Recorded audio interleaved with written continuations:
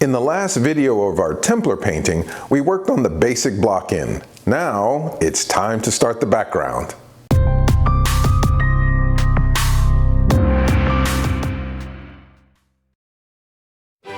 What you see here is the entirety of the background previously painted black and dry.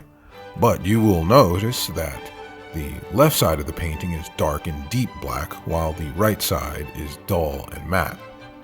What's happened is during the drawing process, certain parts of the painting will absorb oil quicker and more so than others, resulting in a dull matte finish.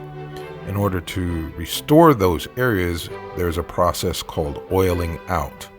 What we do is take a little bit of our painting medium, which is usually mixed with a little bit of solvent.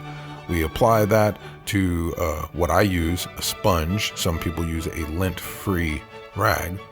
Apply this to the matte and dull areas, those areas which we refer to as sunken in, and the solution will restore it back to a deep and lustrous look. In the early stages of the painting, you'll notice that I will not employ a great deal of shading or gradation.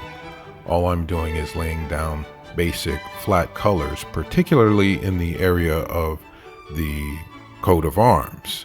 Later, you will see that I will put on subsequent layers that will give it more form and texture.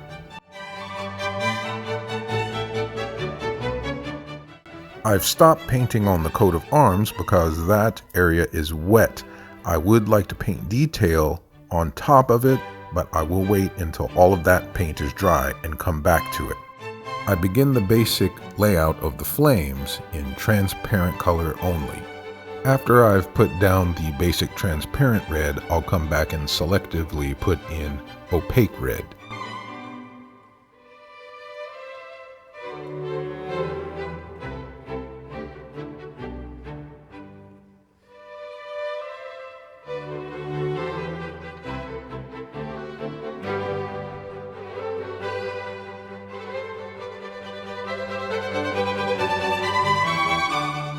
Now I'm adding opaque yellow. The red underneath is still wet, which allows me to blend the colors in areas that I choose.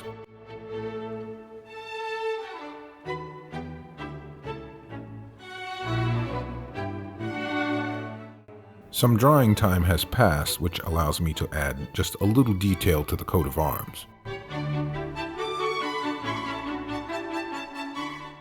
Here you see me beginning to paint the first stages of the castle. It's important that I painted the flames in the background first, therefore I can paint the foreground castle without constraints or risking any unwanted overlaps.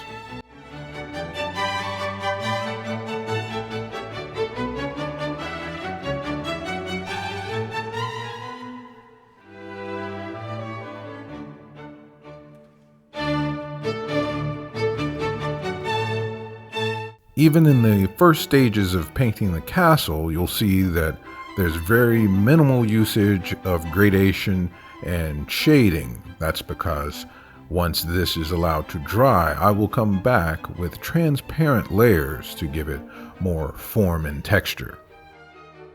And that will do it for the beginning session of this background painting. There'll be many more layers to be put on top of what you see here to give it more form, texture, and a three-dimensional, lifelike feel. So thanks for watching, and be sure to tune in for updates.